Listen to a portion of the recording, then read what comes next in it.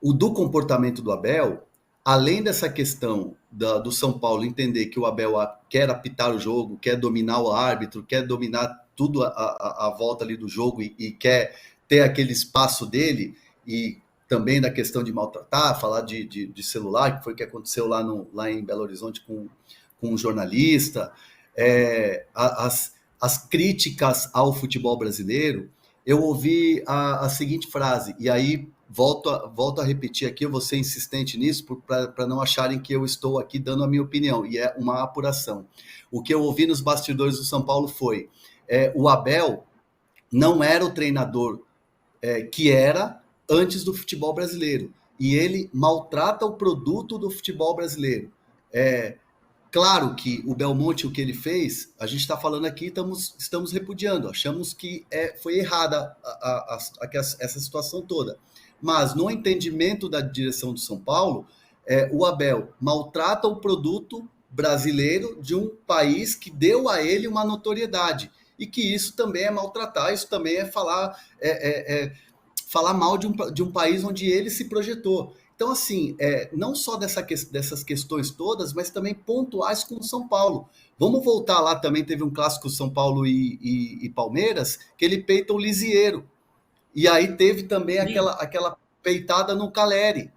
E assim, o que eu ouvi foi, se o Caleri tem uma reação ali em cima dele, o Caleri ia ser expulso, e ele ia tirar o Caleri do jogo. Ou seja, ele domina as ações dentro do campo e a arbitragem não faz nada. Então, assim, o que a gente já falou naquele episódio? Já tem uma rusga já que está acumulada, por isso que explodiu agora a PVC.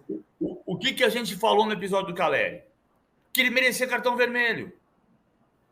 Aí tem que aplicar o cartão vermelho, é simples assim. Essa coisa de...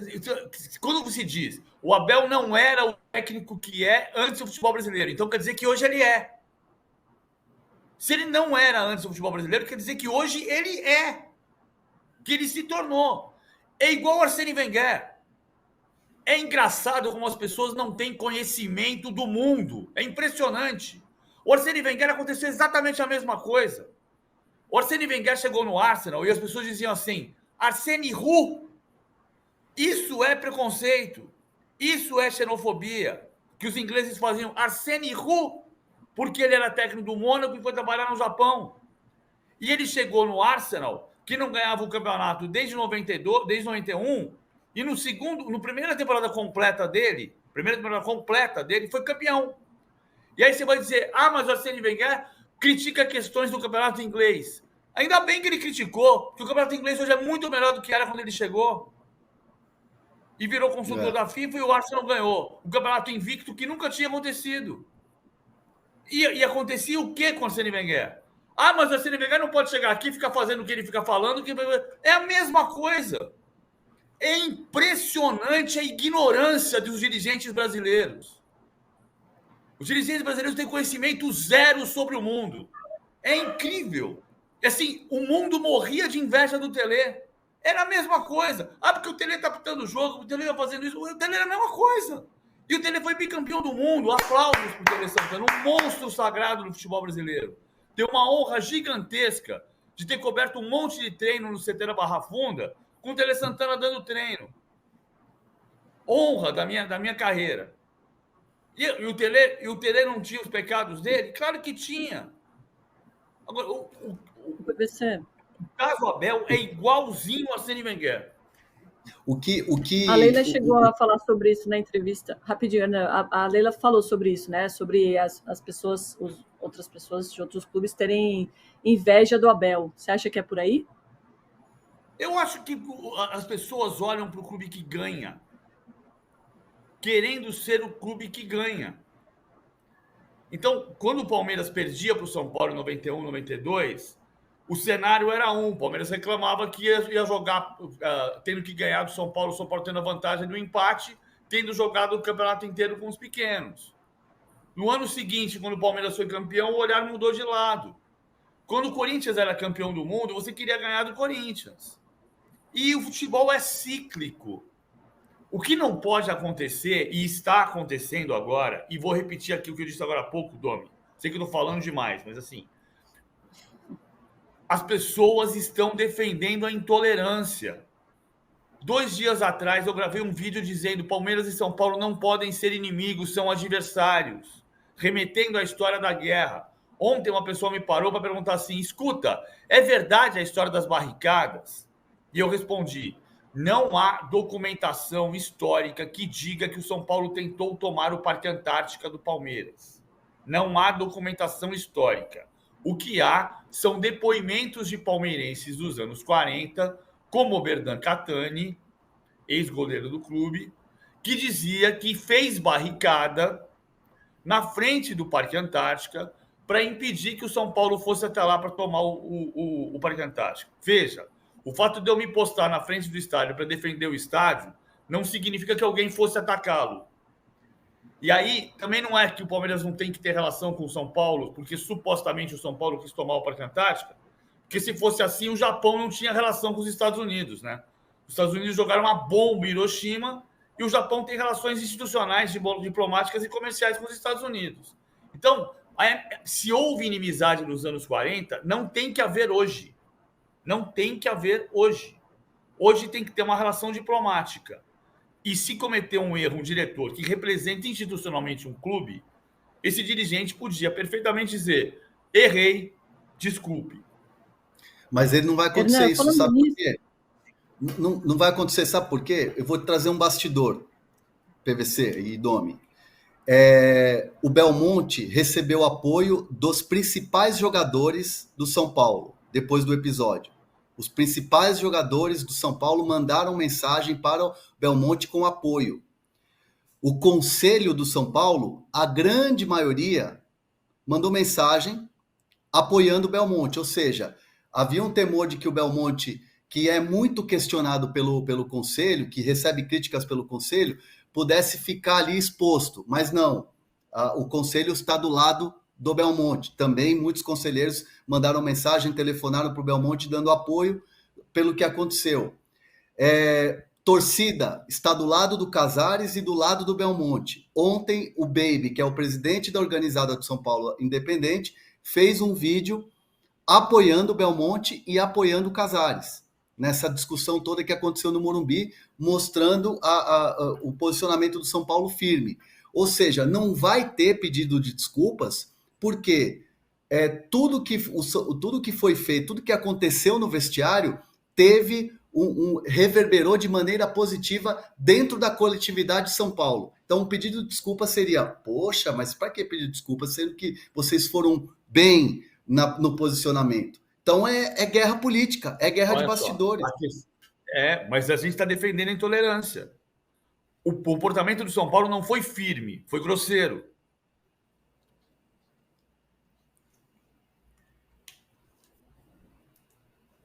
Superchat bom aqui, ó, do Rafael Quadros, falando assim, ó, os dois lados cometem excessos. Se a preocupação for quem está certo e não dar o primeiro passo para melhorar as coisas, nada vai acontecer. Eu acho que é por aí.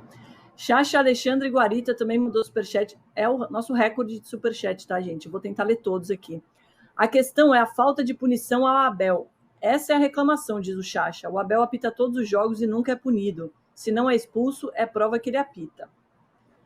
Marcos Pastina. Obrigada, Marcos. É o que mais tem suspensão. Não mais expulso, mas é o que mais tem suspensão. O episódio do celular aconteceu. A punição foi branda, mas ele foi suspenso. O problema é que depois ele parece que não foi, né? Porque ele tem atitudes parecidas, não, PVC? Sim, por isso que ele toma cartão amarelo de novo. Ele não é o mais expulso, mas ele é o mais suspenso por cartão amarelo. Então, ele está sendo punido. Agora, se você tem uma discussão de que a arbitragem está sendo branda, então você tem que fazer uma reunião para melhorar a arbitragem. Então, aí nós vamos voltar para o conceito anterior, Domi. Resolver o problema da arbitragem, como o Júlio Casares disse antes do jogo, depois do jogo São Paulo 0, Santos 1, fazer nota para dizer que a arbitragem está prejudicando é coisa do futebol do passado. Essa frase não é minha, é do Júlio Casares.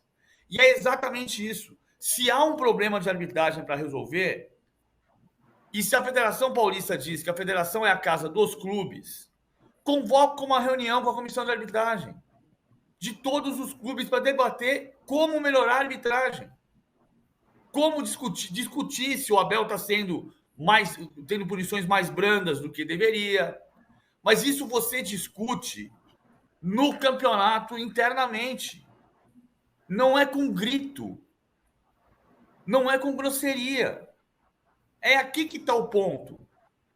O Júlio, mesmo sem fazer a reunião dentro da federação, ele tinha todo o direito de falar sobre a arbitragem.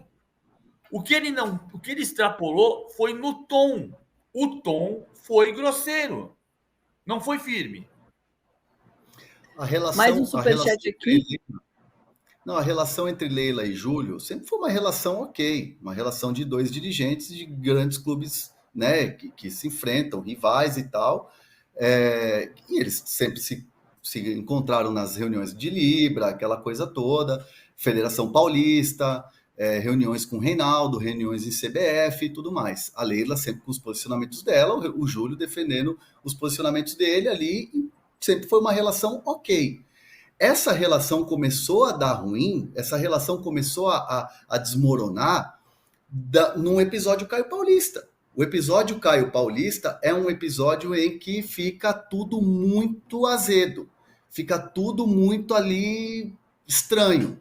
Porque o São Paulo estava com a negociação do Caio Paulista e, de repente, descobre por outras pessoas, descobre até por noticiário, que o Palmeiras está interessado no Caio Paulista. Um dirigente do São Paulo pega a mão no telefone, liga para um dirigente do Palmeiras e fala: vocês estão negociando com o Caio Paulista? E a resposta do outro lado é sim. E aí o São Paulo se sentiu um pouco desapontado. Então, assim, essa relação, se for uma relação ok, ela acaba com o episódio Caio Paulista. E lá na Supercopa, quando tem aquela foto da Leila com o Casares no Mineirão, um posando do lado do outro, sorridentes e tal, era uma foto de dirigentes, era uma foto de uma final. Não era ali uma coisa assim, somos os melhores amigos. Já não estava legal ali. E agora ela explodiu, ela acabou. Boa, Hernan. Mais um superchat aqui do Marcos Pastina. Valeu, Marcos. Todos contra o Abel e o Palmeiras. Quero ver se outro treinador de outro clube fizer o mesmo que o Abel, se terão essa postura. Paulo César, valeu. Ou Paulo César, eu acho, talvez. Eu só queria ter toda essa discussão depois que o São Paulo for favorecido pela arbitragem ao invés do Palmeiras pela 30ª vez. E o Breno Giroto está mandando aqui, ó. Temo que esse episódio agrave mais ainda a violência do futebol. Essa é a minha preocupação, PVC. Aonde que vai parar isso? Foi o que eu escrevi na segunda-feira e falei para o presidente Júlio Casares. Cara, o tom, acima do tom, 2 dias depois da morte de um torcedor em Belo Horizonte, numa briga que aconteceu a 15 quilômetros do Mineirão e a 7,5 quilômetros da Arena MRV, sendo que os 2 estádios onde havia jogos têm uma distância de 12 quilômetros, o tom, acima do tom, 2 semanas depois de, pela primeira vez, um time visitante ter o seu ônibus vítima de atentado à bomba por uma torcida local, o ineditismo do caso do Fortaleza é que o ônibus de jogadores visitantes foi atacado à bomba pela torcida local. Há outros episódios gravíssimos, como o ônibus do São Paulo ser atacado pela sua própria torcida a tiro em 2021.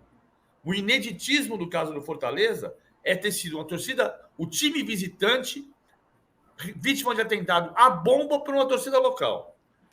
E 2 semanas depois, a gente tem uma guerra institucional provocada a partir de uma declaração de erros de arbitragem, ou melhor, 3 lances em que foi um pênalti de VAR, mas que houve.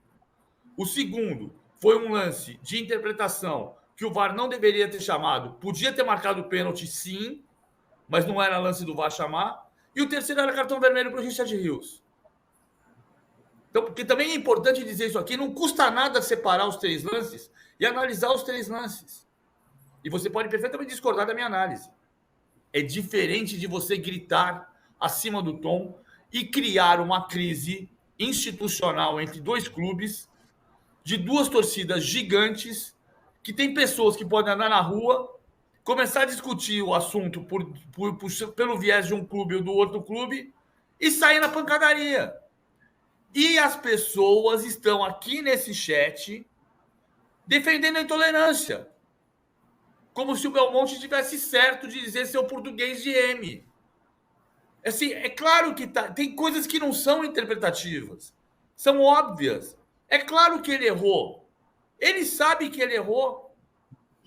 Isso é imperdoável? Não, não é imperdoável. Mas você tem que se comunicar. A gente comete erros e a gente tenta corrigi-los.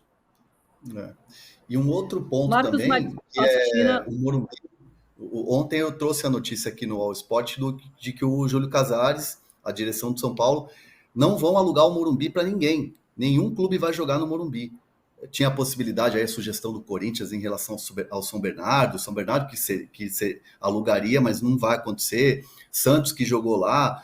O ano passado a gente teve uma troca de gentilezas entre as diretorias de Palmeiras e São Paulo, onde o Palmeiras jogou no Morumbis e o São Paulo jogou no Allianz Parque. Hoje, se a gente perceber na fala da presidente Leila, quando fala de Barueri é a única opção, ela não cita o Morumbis. Foi, inclusive, para mim, essa entrevista. O Canindé. Não é a única opção, mesmo assim. O Canindé podia ser uma opção. Ela não cita o Morumbis. E o Júlio tranca a porta para qualquer clube, incluindo, claro, evidentemente, o Palmeiras, de ser um mandante no estádio do Morumbis. Né? Que poderia ser numa noite de Libertadores, aí 65 mil pessoas, um Palmeiras jogando numa Libertadores, mas o São Paulo vai fechar a porta, já deixou bem claro o Júlio Casares. Então, assim, a relação hoje já era, acabou. Triste. Marcos Pastina mandou aqui, ó, parabéns para você no superchat, valeu, Marcos. E o Paulo César mandou mais um, falando, a Crefisa comprou o VAR, o Abel e agora o PVC.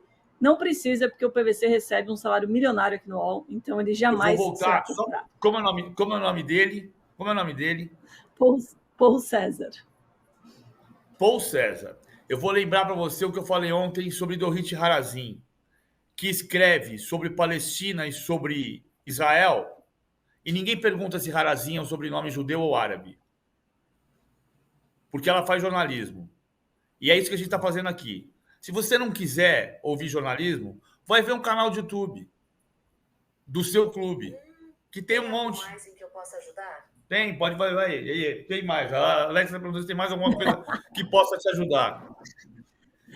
Não, deixar bem claro que tudo isso que a gente está falando aqui é apuração, né, Domi, PVC. O que eu estou trazendo aqui, um lado São Paulino, de uma apuração minha ontem, de ficar horas no telefone.